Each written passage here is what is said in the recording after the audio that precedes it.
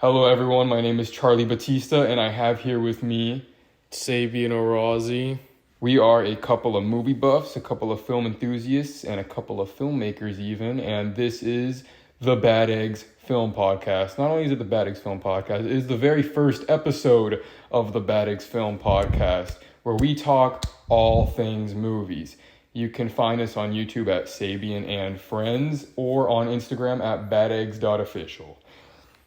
So how about we just jump right into it and talk about what we watched? Yeah, that's a great idea. I want to go from when we saw The Beekeeper. Oh, shoot. Which was a while ago. The idea, though, is that since this is the first episode, we got more stuff to catch up on. But as we proceed, we'll have less movies to catch up on with each episode. So, The Beekeeper, we saw together, obviously, on January 25th. What'd you think of that movie? Honestly, I like Jason Statham. I like his movies, but that one was just, they took it too far. He took it too far. What do you mean? That, he didn't get hurt. Bro, I was so scared throughout the whole movie. I was like, man, is this guy gonna get hurt? And you know what? He never did. He never did. There was a scene where he almost looks like he's about to get hurt. You remember that? He gets stabbed. And he just brushes it off. You know, and I guess I won't get into spoilers, but, you know, like, I just love seeing him take out waves and waves of people back to back to back. 1.5 out of 5. And someone, you know, like, will have him at gunpoint, and they just won't shoot. They won't. They'll let him do his plan before. There's a guy who's he's like a police officer, and he was like, yo, someone take control of this guy. And he's like, isn't that your job? Bro, and also he gunned down like a bunch of SWAT members or something, and then he spares one guy's life, and he's like, I know you have like 2 kids, and, you know, he saves his life because of that. But then he proceeds to kill, like, every other police officer. Oh, yeah. Bro, that's actually, stupid. Like, that's stupid. Also, remember when the music was really intense? When he was shaking everyone's hands? You remember, yeah, the president, she was like... And it was, like, the most intense thing ever. That was... For no reason. That was funny. I was actually laughing during that part. Remember when the guy gets flung into the ocean? That movie was funny. Like, that's the best thing it has going for it. And, like... You know, you got, like, Expendables, you got The Meg 2, all movies where Jason Statham doesn't get hurt, and The Beekeeper is one of those. Why does he keep bees? I don't know. Me neither. Alright, do you want to go through what you watched first, or should we alternate? Oh, let me see. Let me see what I watched. Wait, what would you rate The Beekeeper? Oh, I'd give it 2 stars. Yeah, I'd give it 1.5. After that, same day we saw Migration. Oh, we did? Yeah. Dang. Double feature. Which was, pretty forgettable. That's how we know it was forgettable, because I forgot I watched it. Yeah, bro. Honestly, though, Migration was hilarious, because, like, remember what I was saying? I was saying Danny DeVito didn't even know that, like, he was being recorded half the time. He was just doing that. And, like, all they did was tell him, they're like, you're playing a duck in a movie. And he's like, he's like, yeah, I'm a big boy. I'm a big duck. Like, bro, and then the whole scene with the sandwich was just... Bro, that one was so funny. Pigeons. And, bro, it's because they saw Batman Returns, and they were like, he played the Penguin. He can do this, too. Yeah. And he was the best part of it. So, yeah, that was a 3-star. I'd give it 2.5. Oh. 2.5 out of 5. Not bad. Initially, I was going to go lower. Maybe I will in the future. You know me. But, yeah, I mean, like... I don't know, I liked the parent ducks relationship. They were cute. And the part where they enter the city was neat. Everything else was just so forgettable. That movie literally took, like, all the parts of different movies that have been made and like Frankenstein them together, and that was Migration. Finding Nemo. There was not a single thing in that movie that I hadn't seen somewhere else. Not a single thing. All right, what'd you watch next? We saw the Iron Claw. That was before that. Oh, I'm reading my list upside down. Oh my god. Dang, wait, what? So we saw Migration and then Beekeeper, and my next movie was Argylle. Really? Yeah. Damn. Should I say my stuff? Because I saw stuff before Yeah, that. what did you see before that? Okay, on January 31st, I saw Oppenheimer in IMAX 70mm. Now, we live in Central Florida, and the nearest IMAX to us is the AutoNation IMAX in the Museum of Discovery and Science in Fort Lauderdale. That's 3.5 hours away from us. When Oppenheimer first came out, and Christopher Nolan was saying, go watch it in IMAX 70, go watch it in IMAX 70. I was like, hell no, I'm not about to drive 4 hours to go see that movie. So I saw it in digital IMAX first, that was with you, and then I rewatched it in standard 70mm, no expanded aspect ratio. Both of those experiences were really cool.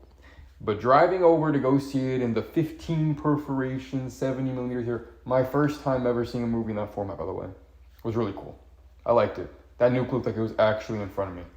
I think the screen there is like smaller than the point, but like you're closer to it physically, and like the whole thing gets filled up. Like it looks like 4x3 but massive.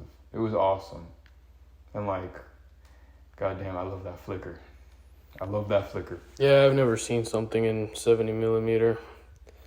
Or 35, bro. Or 35, but I like Oppenheimer. Only saw it once. Damn. And it's the only Christopher Nolan movie I didn't give 5 stars. Bro, on rewatch, that movie's a 5-star.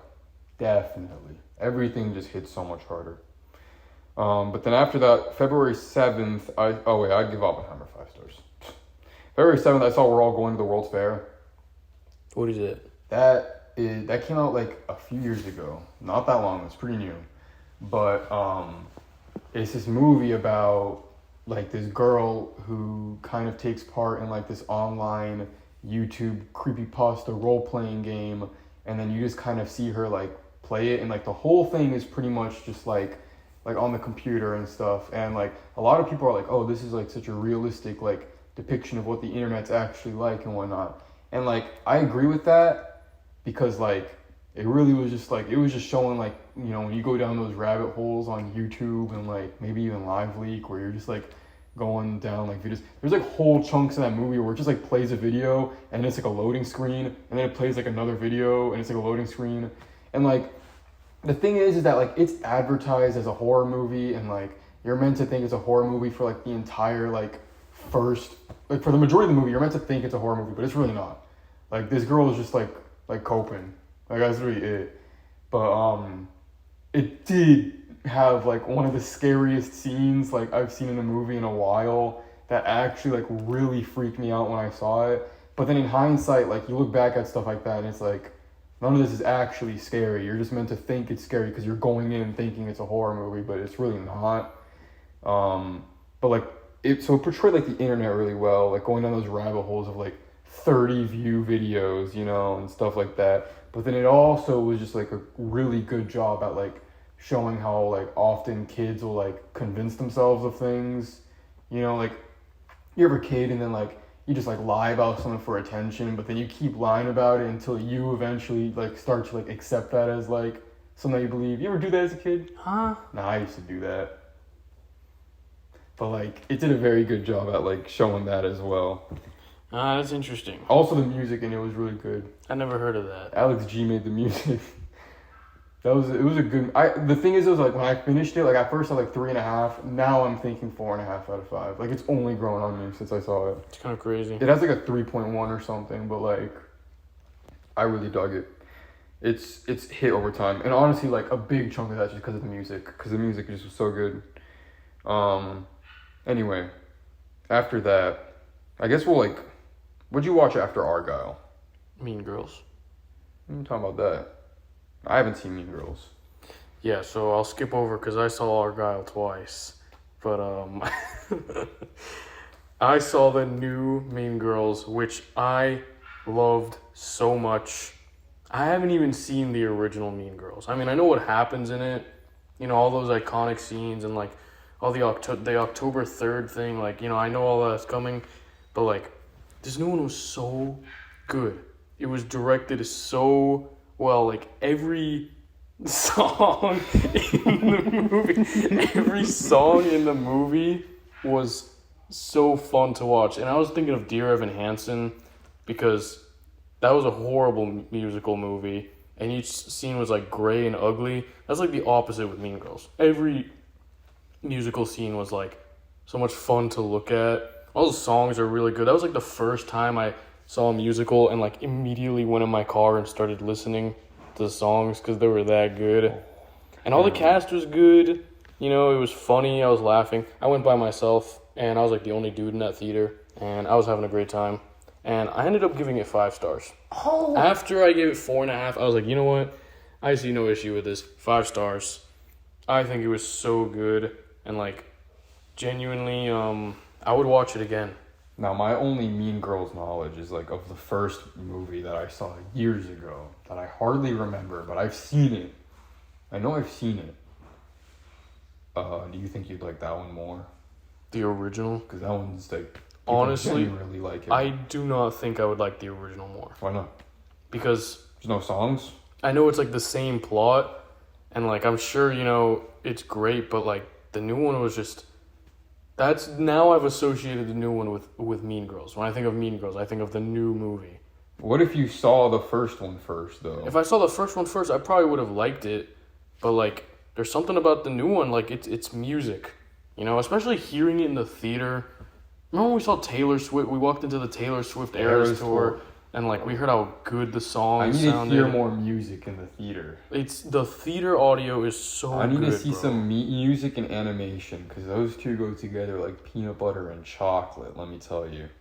Yeah. So Mean Girls 5 stars, incredible. No comment on that one. All right, after that, I saw American Fiction. I also saw American Fiction. There you go. So I saw We're All Going to the World's Fair, and you saw Mean Girls. I liked American Fiction. Devon just saw American Fiction like last night downstairs. Did he like it? He liked it a lot, and he was like if it's still playing in theaters, like by the time that my leg heals, like probably give it a rewatch over there. I liked American Fiction a lot.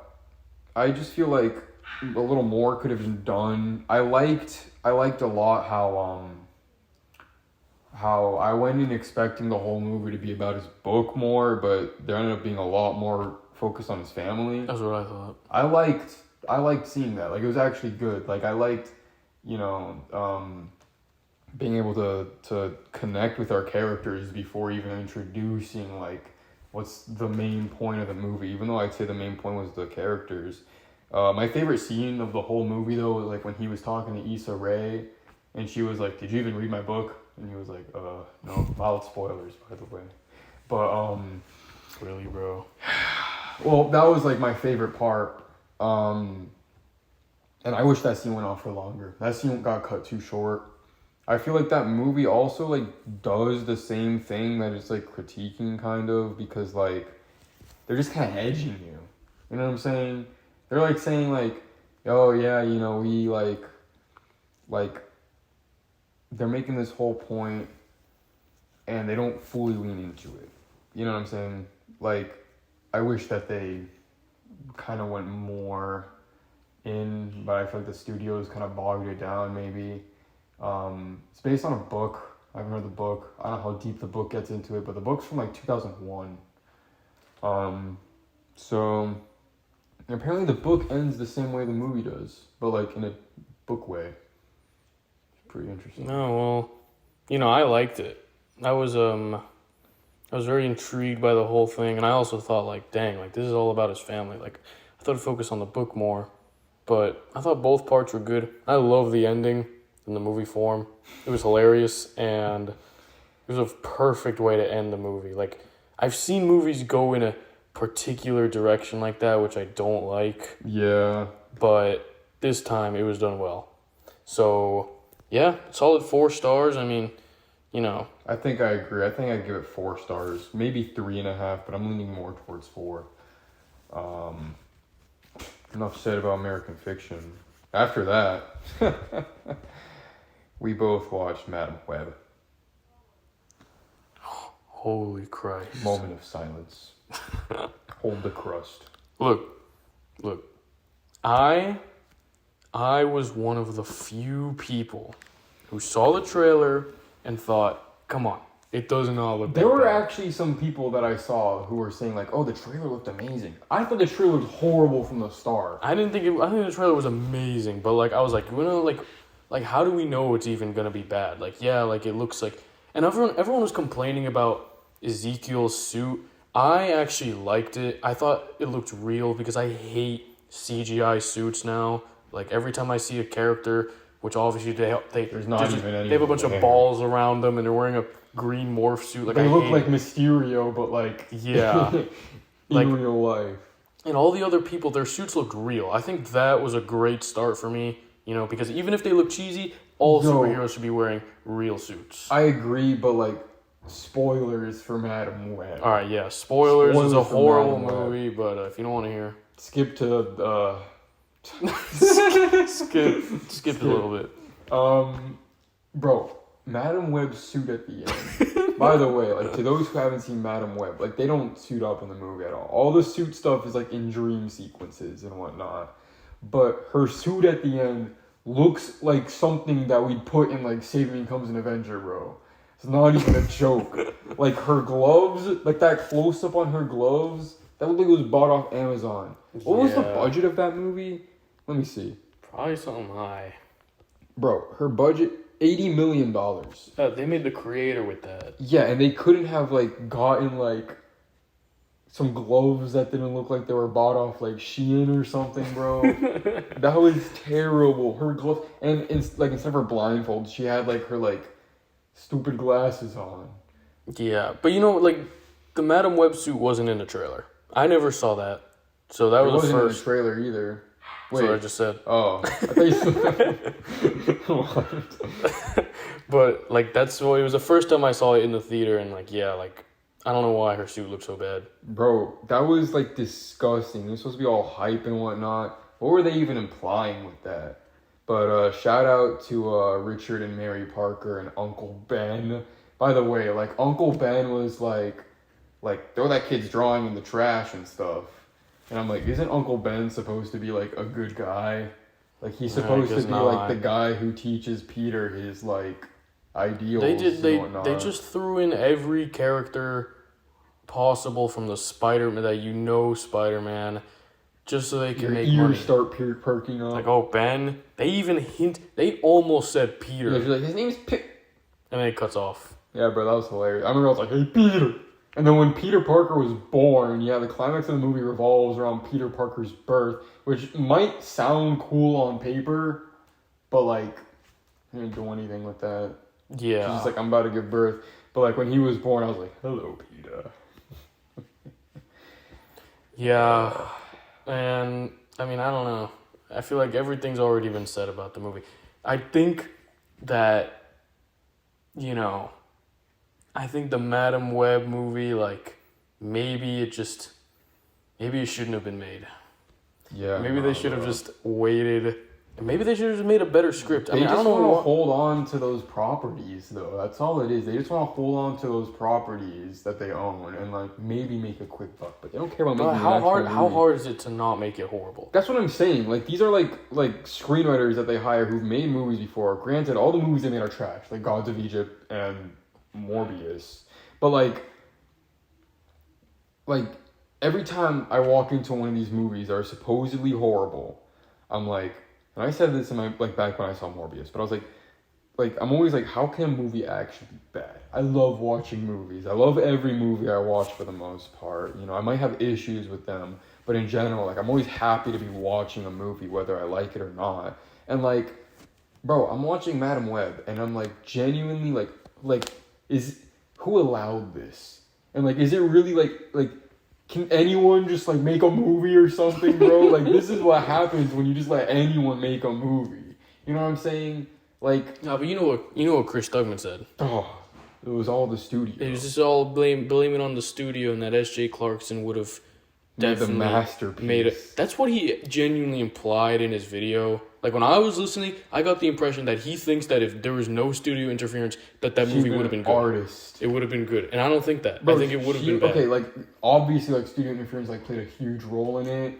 Because, like, there's so much stuff that I'm like, bro, no person who's actually trying to make a movie would do this. Like, the Pepsi-Cola fight. No writer would ever say, yeah, let's have this fight take place under a Pepsi sign. And have the bad guy get crushed by a big P.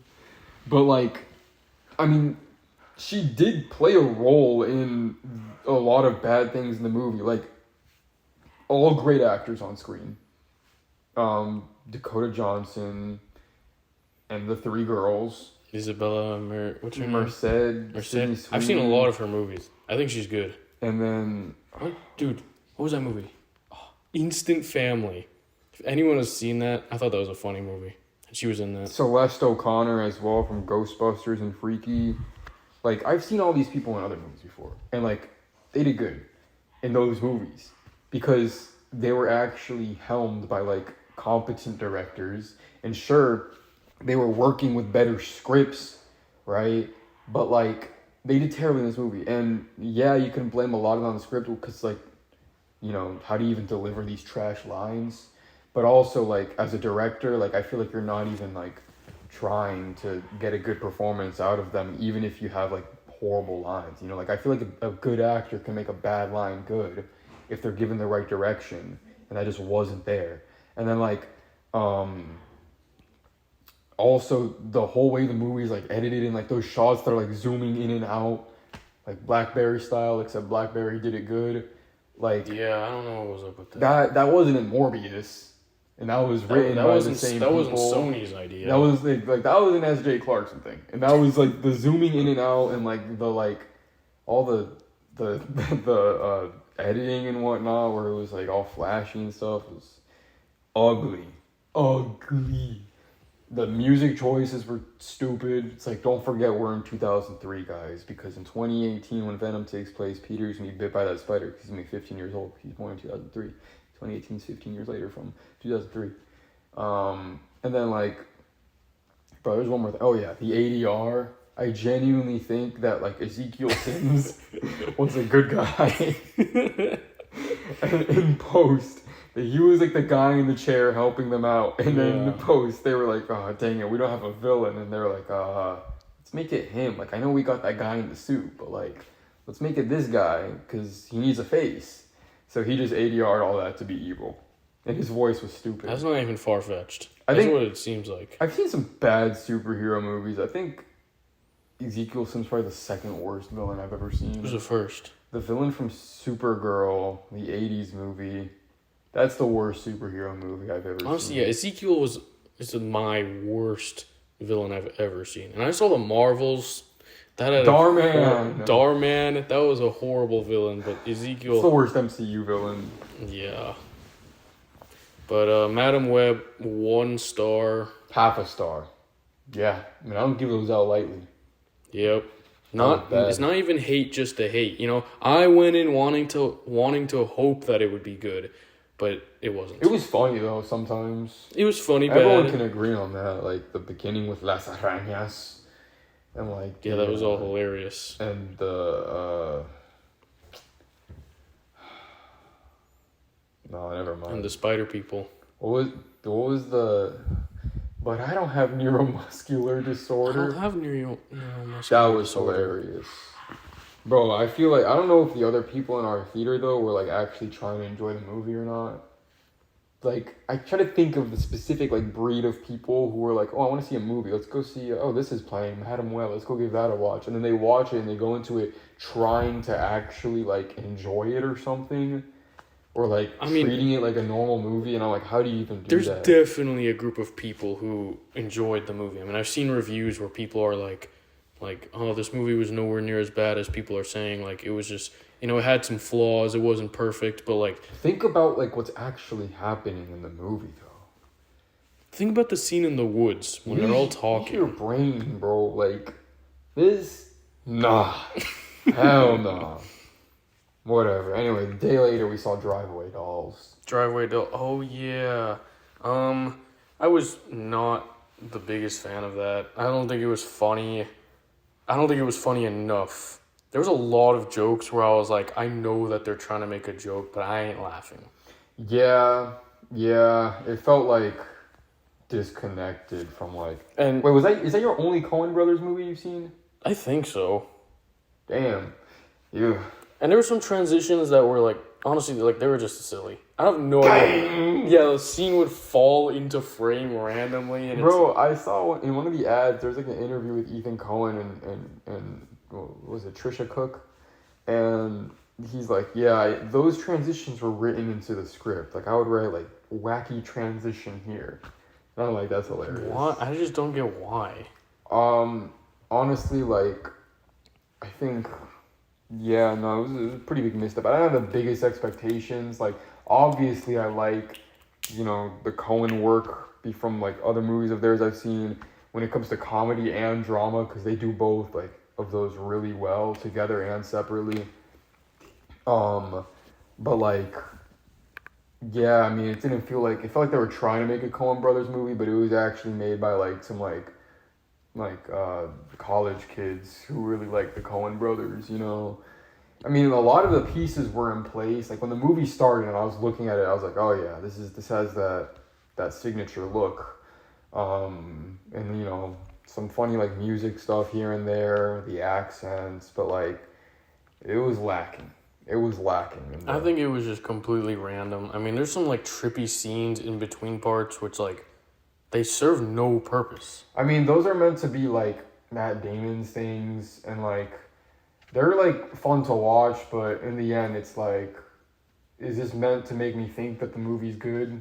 Yeah, I don't understand like why it's there. Also, there was so many parts where there was obvious that there were supposed to be like scenes there that got deleted or reshoots. Bro, the prison part. Yeah, like one of the characters gets like spends a night in jail. Like, and then we cut back to them, and then the other character's like, "Oh, I couldn't just leave you there." They're just already like out. There was no like. Like it was so random. It's like the movie. Like for me, I forgot she was in jail, so yeah, I was like, "What?" Yeah, it was weird. That part was weird. Also, like the whole like central conflict of the movie, like. It's boring. It was kind of lame. It was kind of lame, and then, like there was one scene where it seemed like they were gonna like be all like, "Psych, that's not the issue that we're facing with now. They just got to deal with all this stuff." And like I was enjoying these characters for the most part, except for dude, Marion in the beginning, bro. She was annoying. She was so annoying. Get all mad like for no reason. You're reading your book in bed, like. Man, body, you know what I'm saying? Like, but I mean, she grew on me though eventually, But so you enjoy these characters for a bit, and then you're like, okay, now here's a new conflict. But no, they just went back to dealing with your initial thing, and it's like, bruh. Yeah, I wasn't interested in the plot. That's the thing. If you turned it off like halfway, I would have been like, oh, whatever. I don't think I would have been dying to know what happens next, honestly. That's pretty rare for me. But, like, I mean, you take movies like Raising Arizona, which takes the whole, like, Looney Tunes comedy, live-action Looney Tunes that this movie was trying to do here and there, and, like, does it perfectly. It's one of my favorite movies, honestly. Or you take, like literally, like, almost any other movies, and it's just much better in comparison. So for me, I would give Drive Away Dolls. I didn't hate it. Like, I was enjoying my time in the theater watching it, but like, and I wasn't disappointed because I didn't have many expectations. But like overall, I give Drive Away Dolls 3 out of 5 because like I didn't hate it, but I'm not gonna be thinking about it. Yeah, I give it 2.5. I've seen better 3s. Yeah, it falls in line with the 3s. 3 is like the last rating I give before going into bad territory. And then after that, the talk of the discussion. I'm hyped for this one. I have kept my opinions of this movie from Sabian, knowing that we were doing this podcast. And we saw this yesterday. Can I say what I thought first? Go ahead. We saw Argylle. This was my first time seeing it. I've already seen it. I saw it with Jacob and Chris. I loved it so much. I thought it was so good, and I knew it had bad reviews. It was also my most hyped movie of the year because I love Matthew Vaughn and Kingsman. That's like my favorite movie. So like, also Dua Lipa was in it, so you know I had to love it. But then when the bad reviews were coming out, I was like, shoot, like this is gonna be bad. Like I'm getting scared. But no, I was not disappointed at all. I think it was like the most fun I've like had in the movie theater in a while, and all the characters I thought were so funny. Sam Rockwell, loved him. I didn't even know he was in it because I avoided all the trailers. I think that was a huge benefit for me, avoiding all the trailers, because then I didn't know what was going on when I went in. I had no clue. Tebow's barking. And, you know, yeah, like Bryce Dallas Howard, I loved her in the movie. I love her as an actress, and she did so good. You mean the director of the Mandalorian episodes? Yeah, she did that too. But yeah, it felt Ron Howard's daughter? Yeah, it felt like another Kingsman movie. L. Ron Hubbard's mother. Yeah, it felt like another Kingsman movie, and I was a little disappointed by the King's Man. I thought that Matthew Vaughn kind of pulled back there, and he also just copied Mission Impossible Fallout at the end. You know, I rewatched the Midnight Knife Fight from that movie last night, and like, bro, was it good? That's honestly one of the best scenes he's ever directed. Rest of the movies. Well, yeah, I loved that scene, but the rest of the King's Man, that was all right. But no. Oh, and spoilers for the King's Man. Skip 5 seconds ahead. The part where like the what's his name dies. I don't know. He gets shot in the head. Oh yeah, that was good. That part was good. Yeah, the King's Man, but no, Argylle I thought was so good, and I saw it again with Charlie because he didn't see it, and I don't know what you're gonna think. I think you'll probably think it's just okay, but yeah, what do you think? Argylle. Argylle. There's a lot to say about Argylle, I'm not gonna lie. Okay. I love me a good fun time. I love fun. Some of my favorite movies are wacky and stupid and goofy and zany and like 100%. And for most of Argylle, I was actually really enjoying it.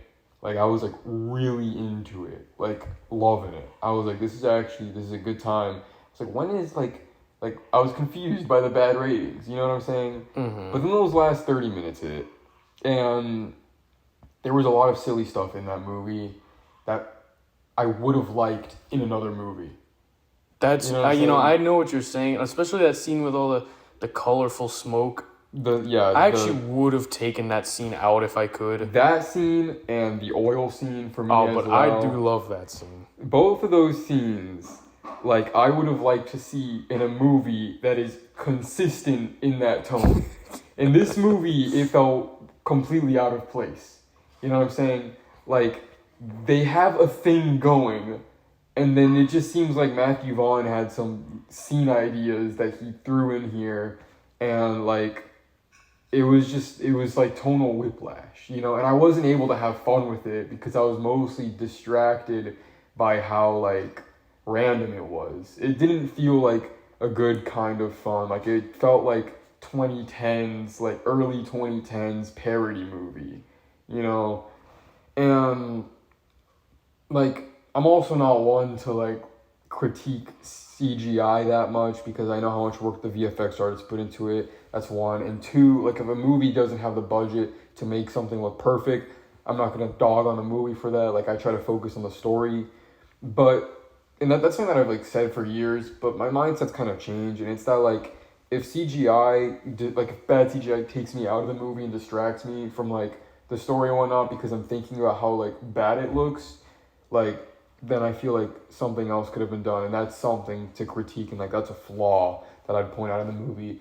And like the CGI during the whole oil skating scene, like that really took me out. And like the fact that the scene was already over the top and like silly as it is and goofy, like that was one thing. But the fact that it also looked bad visually to me, like looked really bad, like made me really not like that. I'm not gonna lie. When I first saw it, I did not think of the VFX. You know, I'm the worst person to point out bad VFX. I think everything looks real. I don't know why, especially in the first Kingsman. He says that apparently, like, in the climax, there's a horrible CGI face digi-double. I've never thought it looked bad. And even when I pay close attention to it, I'm like, that looks great to me. I think CGI Obama looks good. Yeah, but the oil scene, I loved that scene. And I think just, like, I agree that it was kind of over the top, and, like, I would have taken that scene and the colorful, like, smoke scene, I would have put them in different movies. I think if they went a little more consistent with the ending, it would have been, like, perfect. I think the movie would have been a strong 4, maybe even edging a 4.5 for me if, like, it didn't drop it at the end. Yeah, but the oil scene I liked. Still, I don't even notice bad VFX. He was saying there was some bad green screen. Don't know what he was talking about. In the skating scene, I have no idea what he was talking that about. Was bad. I didn't even know there was green screen. To me, it looked like they actually poured oil on the floor and did all that. Nah, bro. The parts like where it's like close and the camera's tracking like with her as she's skating and you see the background, like that was woof. The colorful smoke scene, that one I would have gotten rid of because it didn't make sense. Also at the end where like the stakes are supposed to be high here, and then it just looks like we're just dicking around. Like I'm not sure. That's I agree with you. That's the only part that I was like iffy on, but I still think the rest of the movie was great, and I would give it 5 stars. I'm gonna give it a nice, because the first half was good. I'd give it a 3.5. That's pretty good. Actually. But like maybe on rewatch, I'd even give it like a 3 or something because like it really, a thing is like the opening of the movie opens as one of Ellie Conway's books, and it's all silly and it's all stupid and it's all tongue in cheek and cheeky and spy, and then you show the real world and it's like, okay, so like this is what the movie's actually gonna be like. But then by the time you get to the end, the silly stuff at the beginning is just the same as the real stuff.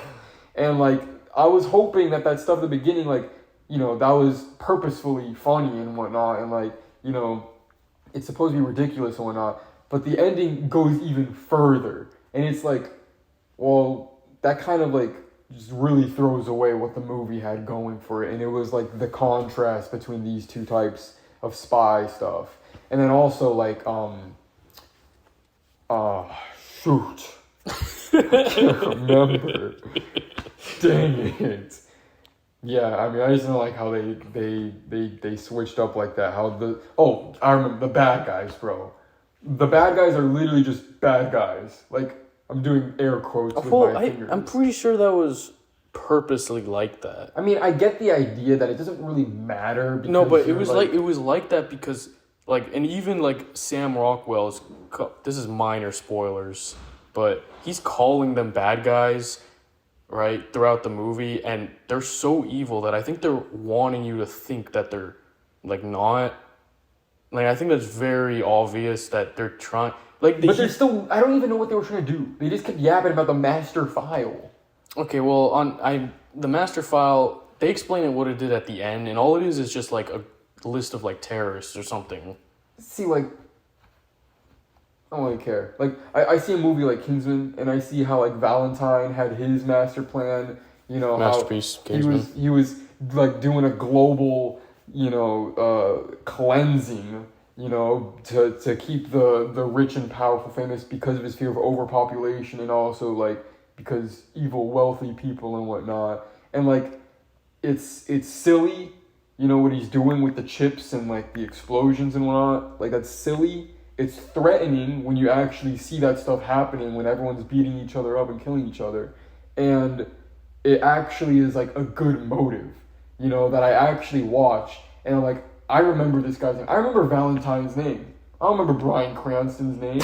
You know what I'm saying? Like, and Valentine's played by Samuel L. Jackson. Like, in any other movie, I call Samuel L. Jackson. But I actually refer to Valentine as Valentine. And he's funny, he's interesting, he has this thing about blood. He's got his henchman, Gazelle, like, all of that, I'm so, like, that is, like... He's just reminding me what a masterpiece bro, the first like, Kingsman is. That's a good villain. That's a good thread. Those are good stakes. You know what I'm saying? This movie, I don't even know what they were trying, like, the bad guys, what they were trying to do for most of the movie. I feel like the first half of the movie went through, like, a good amount of drafts, a decent amount of drafts in the script, and the last half was, like, 2 or 3 drafts short of being good. You know, whereas the first half was maybe one draft short, if not like already fine. You know what's crazy though? Spoilers for Argylle. Brief thing. The whole scene in the park where it's cutting between like the book, the bad guys, and you know the good guys and whatnot. When it's cutting to the book stuff, it's showing Sam Rockwell as John Cena and Ellie Conway as Argylle. And I remember like when they had like the reveal later on, like I remember that and I was like, that's some good like foreshadowing, you know. Love that part. But like also Statesman beer in that scene. But so yeah. What did you like more, Argylle or Kingsman: The Golden Circle? Good question. You know, I also think Kingsman: The Golden Circle is 5 stars. I have some similar issues between both movies. For one, like the CGI takes me out of it, except in Argylle is worse. Also, bro, Argylle was rated PG-13, and I went into the movie thinking it'd be R, and it was rated PG-13, and I was like, You can thank Apple for that. Oh yeah, I mean they did Colors of the Flower Moon. I don't know. They did the greatest beer run ever. I was rated R. But like, yeah, I mean, I don't know. Probably I like Golden Circle more. Well, that's enough said about Argylle. And that catches us up on everything that we have watched in the past recent while. How about we talk about some movie news and our opinions on them? How about we alternate? You want to go first? No, you go first. I go first? Yeah. Damn. Okay. See what we got. I would say now is a very good time to be a Tom Cruise fan because we see that Tom Cruise is set to star in the next film from Alejandro G. Iñárritu. Who is that? He directed Birdman, The Revenant. Oh. I think he did Amores Perros. Was that him? I like Birdman. Am I being racist? Was that... I know he did... Didn't he do Bardo just now? Yeah, he did Bardo. Yeah, he did Amores Perros. Oh, we miss Bardo. Yeah, but that movie was long. And he's also reportedly in talks to land a role in Tarantino's last movie, The Movie Critic. Tom Cruise? Tom Cruise. So, I'm pretty hyped for both of those things. I love Tom Cruise in anything, but... I think he's a great actor. I think he's got a lot of range. When it comes to action, he obviously commits to the bit. We all know that. But when it comes to his dramatic roles... Yeah, what was that court drama? A Few Good Men? Is that what he was in? The one we were watching, Miss Thompson's? Yeah, from like the 90s, yeah. The Like, courtroom You Can't one? Handle the Truth. Yeah, I didn't finish that movie, but it was good. Yo, yeah, no, he did a good job with that one. And I liked him a lot in... Sorry, I died. Mission Impossible, loved him in that one. All of them.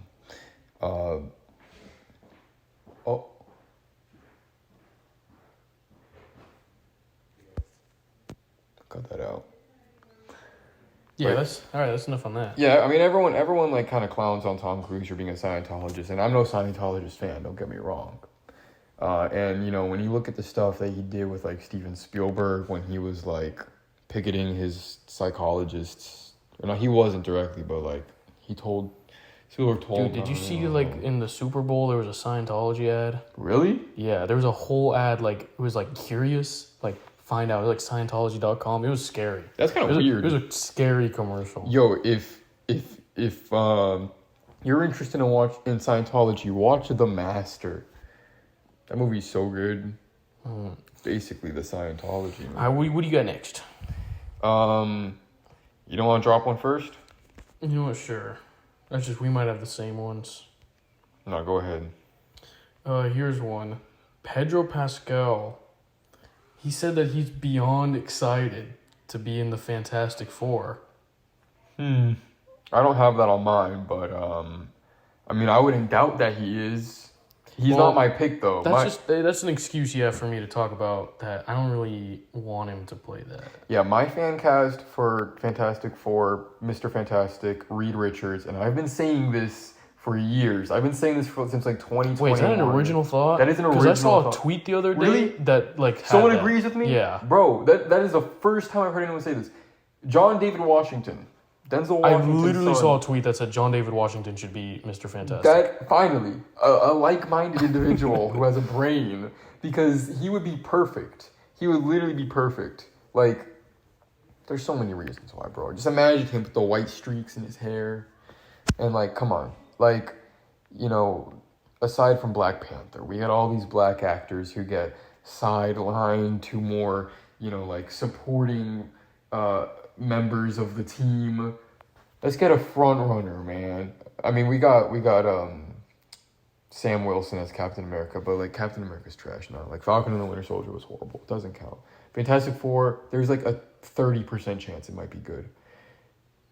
28% chance it might be good. Yeah, I mean, Pedro Pascal, like, I actually started to think, like, maybe it makes sense because if they want the Fantastic Four to be that important in their falling off universe, like, might as well just grab, like, you know, a popular actor everyone loves, like Pedro Pascal. I guess, yeah. I mean, it's a safe choice. It's definitely a safe choice. I think Vanessa Kirby's a good pick. I like Vanessa Kirby. I love Vanessa Kirby. I mean, I want to hear her do an American accent, though. That's interesting. And, what's his name? Elon Musk Bacharach. I think he's a good Ben Grimm. He's got the look. I don't know anyone. I haven't seen I only know anything. Vanessa Kirby and Pedro Pascal. Yeah, Joseph Quinn, he's British. Damn, 2 British people. What if Vanessa Kirby had an American accent, like she was American, but we only seen her play British people? That would be interesting. All right, what'd you get? Christopher Nolan reveals why he would love to direct a horror movie. Oh, I didn't hear this. Yeah. What'd he say? Let me see what he said, because I only screenshot the headline. I'm a dingus. He said Oppenheimer has elements of horror, and it definitely... Wait, actually, what if, like, he was like, oh, he reveals why, and we're like, dang, I wonder why. yeah, Oppenheimer's elements of horror, and it definitely... Because I think it's appropriate to the subject matter. I think horror films are very interesting because they depend on very cinematic devices. It really is about a visceral response to things. And so at some point, I'd love to make a horror film. But I think it's a really good horror film. I think a really good horror film requires a really exceptional ideas. And those are few and far between. So I haven't found a story that lends itself to that. Dude, I actually agree with that. That is true. Too many horror movies are like... They're all the same. Yeah, bro, like they all end the same. 70% of them is one person is, you know, experiencing something, no one believes her for half the movie until it ends up being real. And then it ends with her becoming evil and then laughing or smiling. Always ends with them smiling. Yep, it cut to black. Okay, that's crazy. Oh, and then play like some song from like the 50s or something, or like some like trendy like, ooh, here's some happy tune. Anyway, I think it's a very interesting genre from a cinematic point of view. It's also one of the few genres where the studios makes a lot of these films, and they are films that have a lot of bleakness, a lot of abstraction. They have a lot of the qualities that Hollywood is generally very resistant to putting in films, but that's a genre where it's allowable. I agree. Horror movies are generally, I guess, easier to make, like when it comes from like an industry standpoint, because they're pretty easy to sell as well. So like a lot of people's debut features will be horror movies. That's why you see a lot of indie horror specifically. And I think good ideas are hard to come by, but nothing's better than seeing a horror movie that's like you can describe in like one sentence. You know, like it's easy to do with like Nope. You know what I'm saying? Like you could describe the threat of Nope in one sentence. You know, very like high concept. You know, like high design concepts. I'm probably not even using that term right, but you get the idea. Anyway, I'd love to see that. Yeah. He did that short film Doodlebug. That was like his like high school short film. That was like, I guess, kind of horror adjacent. So it'd be cool to see something like that. All right. This one I told you like the other day. It was like Lionsgate's making a modern American Psycho. Oh yeah, I saw that as well. I've never seen American Psycho. Well, American Psycho has a lot of commentary, because it came out in the year 2000. It has a lot of commentary on yuppie culture, and I think it takes place in the 80s. But, like, the yuppie culture from, like, the 80s and whatnot. And, like, I guess you could apply the same kind of thing to, like, you know, those, like, business talk people on Instagram Reels flexing their, like, mansions and stuff. But, like, you don't even need it, bro. No one wants to see that. Hey, if it's a musical, I'm gonna give it 5 stars. Bro, Gen Z already likes American Psycho. Like, they don't need their own. Well, maybe that's exactly why they're making it. Yeah, that's why they think. But like, bro, just give us like a 4K restoration re-release in theaters. That would make probably just as much money. Yeah, it's like, oh, yo, his Instagram bio. Oh my god, it's even verified. I saw someone comment that. That was pretty funny. It's like a business card scene, but like his Twitter bio. Well, I don't get that because I haven't seen the movie. Oh. Avengers: The Kang Dynasty will be receiving a new title. MCU fell off. Don't care. Literally don't care. Realistically, yeah, I see no hope. They're straying away from the whole Kang thing just because of Jonathan Majors' stuff, which is bad, obviously, but just, I don't know, just recast him and keep Kang. Recast, bro. Jonathan Majors isn't Kang. Kang is Kang. And they recasted Hulk. Bro, they Thanos is recast. War Machine. Like, just give someone else Kang and keep up the whole Kang plotline. No one's gonna be all like, ew, a Kang movie. Isn't that Jonathan Majors, bro? Like, No, it's just Kang. It's literally just Kang. Anyone who knows that Jonathan Majors was Kang and that Jonathan Majors is a bad guy is gonna know that Kang was recasted. There's no one that's gonna like think that Jonathan Majors is still Kang if they know that Jonathan Majors was Kang in the first place. And now they're going straight to Doctor Doom, which is just like just skip like 2 phases, whatever. Yeah, it's literally like just grabbing whatever they can because they know that they're gonna start losing money. Yeah, they already are. And like, bro, Echo came out. It did? Didn't it? Yeah. You know what came out? What If Season 2? It did? That came out like 2 months ago. But I don't care. I literally don't care. No. I mean, I'll see every movie, but I know it's going to be on. That's the problem. Not every show. I do not have time to watch these shows. Either way, like, the movies are the problem. This isn't like Disney related, but I still feel like a little bit of remorse for watching Madam Web because I gave that movie some money and like they need to stop making those. And the only way is to not watch those and watch the good ones. And that's what Chris Stuckman said. And you know, from a moviegoer's point of view, that's true, even though he was talking nonsense in that video. And then also, what was it? We didn't watch Aquaman 2, and like... Yeah, wasn't interested. Yeah, like, it needs to end. Oh, shoot, here's an interesting one. Listen to this one. Timothy Chalamet under fire after Wonka co-star Calla Lane, who played Noodle, reveals that Chalamet would regularly greet her on set by saying, quote, yo, yo, yo, what's Goodle, my noodle? Is that real? Yo, yo, yo, what's Goodle, my noodle? Honestly, like, I agree, that's pretty tasteless. Is that real? Oh. Yeah, man, that's messed up. I don't know why you said that. Yeah, bro. For real though, Batman Beyond concept art revealed by Spider-Verse visual artist. I saw that. You ever seen Batman Beyond? Nope. It's a good show. I saw a little bit of it. Dude, I saw someone say that they would get rid of, what'd they say? I think they said like they would get rid of all Spider-Man movies, including like the Spider-Man the Spider-Verse trilogy. Spider-Verse. They get rid of all of those to see a single Batman Beyond animated movie. Bro, people will be saying the darndest things. And I was like, bro, like what? Just for some clicks, bro. That's crazy. Nah, I mean, I like Batman Beyond, but that is crazy. I mean, that'd be cool. I mean, the concept art looks awesome. It looked too much like Spider-Verse, though. It does. It looks like literally could be in Spider-Verse. It does, but like, it's just concept art. Like, I imagine that'd be kind of different. And like, I mean, it does look like what a modern Batman Beyond movie would look like from the people who, like the visual artists who work on Spider-Verse. So that's pretty neat. There's a Slimer popcorn bucket. Oh, I think I saw that. Yeah, at Cinemark. Yeah, I can't imagine digging my hand in that. Because you're very scared of Slimer, right? I'm terrified of Slimer. I could see myself digging my hand in the sandworm, though. Yeah. Among other things. The Beatles' interconnected film universe is officially in development. With honestly, Sam Mendes directing. All coming out in, I think, 2027. Honestly, I do not want to see that. I don't even like the Beatles. Like, I don't like their music. I don't. I don't like biopics. And 4 movies, like, really? I mean, is that necessary, or is it just because, like, they think it'll be, like, popular? Money. Wow, money. Like, is it? I don't know. I probably won't see those, and I know they're each probably gonna be like 4 hours long. Dude, it's gonna be boring. Yeah, like they already have Get Back, the Peter Jackson documentary. Yeah, that's all we need. Just yeah, leave it at that. But you know, it doesn't like okay. Well, that's on Disney Plus. So it's Disney. Oh no, it's Sony Pictures Entertainment. Oh. Okay, well, yeah. I mean, I don't want it. No one wants it. I mean, maybe some people do, but I personally don't. Like, I already don't like biopics. I'm not interested in watching the new Bob Marley one. Even though I was more interested in that than like the other ones.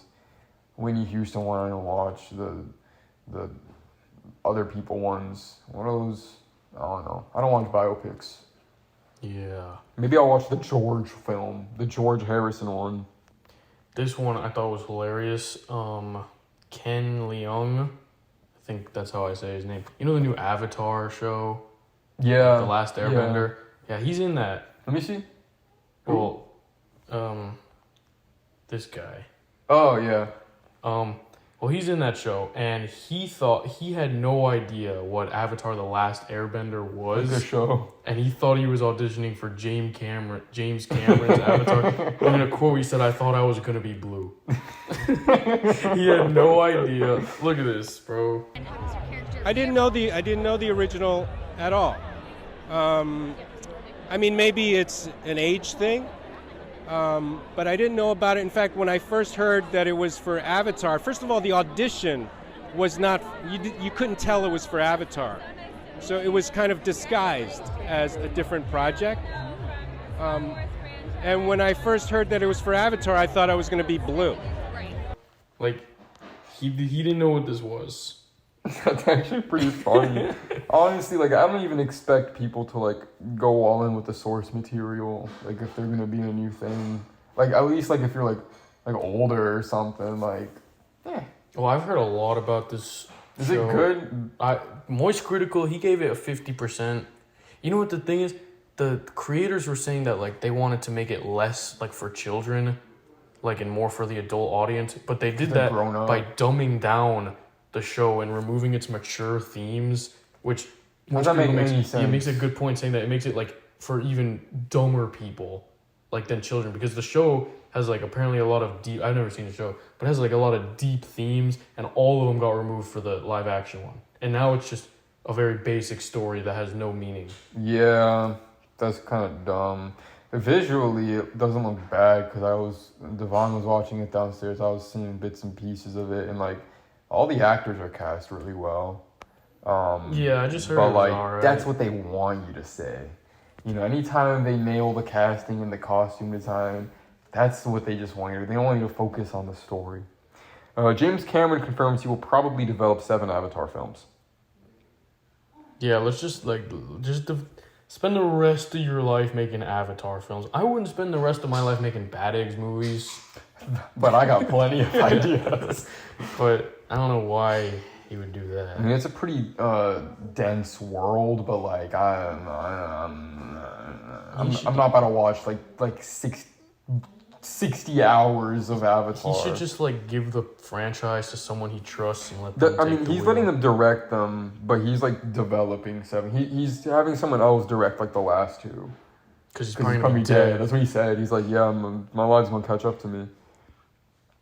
I don't have any more. I got any more? I think let me see. I got 2 more. Wait, I actually think I skipped one. Oh. Yeah, I do got one. Did you know that the final scene in Across the Spider-Verse was added 6 weeks before the film wrapped? Really? Like the whole scene with Gwen at the end, and they said that they had a test screening and it ended with Miles like tied to the bag, and everyone like hated that. So they added all the characters coming back in like Gwen's ending. Dang. I mean, like that's probably how the next movie would have started, but like, yeah, That's pretty interesting. Much better ending. Hey, I mean, it happens, bro. We're almost done filming our movie. We're still changing the ending. Spike Lee officially remaking classic 1963 Japanese movie High and Low with Denzel Washington. I don't care. I haven't seen High and Low, but after what happened with Old Boy, hell nah. Wait, yeah, why are they letting Denzel Washington do that? Yeah, but like also like Spike Lee directed like the 2013 Old Boy. which is like the 2003 one's like Korean. This is Japanese, but either way, like don't let like I like Spike Lee. Who's directing that? Spike Lee. That's what I meant. Spike Lee already made a bad remake. Yeah, like don't let him do another. Actually, remake. I like this Old Boy remake. I'm just kidding. That was a joke. Interesting. I didn't like it. I didn't watch it. The original Old Boy. Ooh-wee. Glad we caught that. You know it's on Netflix now. Oh, That movie was unavailable to watch anywhere until it got picked up by Neon and redistributed. we're good. I was making beats downstairs. Last headline. Joker, Folie à Deux reportedly has a budget of $200 million.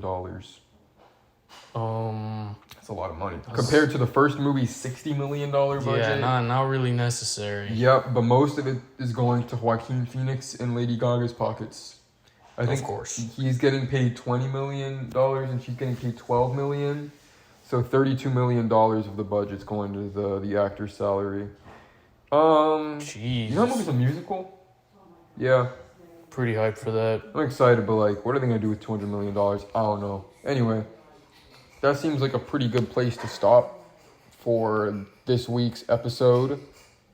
Thus concludes our very last episode. I mean, Very last. Yep. the end of our We're very done. first episode of the Bad X Film Podcast. And to close, I think we should both give a recommendation for a movie that we enjoy. Argylle. You recommend Argylle? I recommend Argylle. I think go make your own opinion. And if you're not allergic to fun, then you're gonna have a great time. Should I recommend something that's like more recent? No, I'm gonna recommend anything. I'm gonna recommend oh shoot. You know, I said this and I didn't even think of a movie. Damn. Bad Eggs 3. Nah. I recommend Five Nights at Freddy's. Nah. I recommend what was I about to say? Oh, because we talked about drive-away dolls. I'll recommend Raising Arizona. Oh. Yeah. I think I might rewatch that one soon. I haven't seen it in a while. Or We're All Going the World's Fair. That one was a good one recently. Yeah, alright. See you guys. Bye.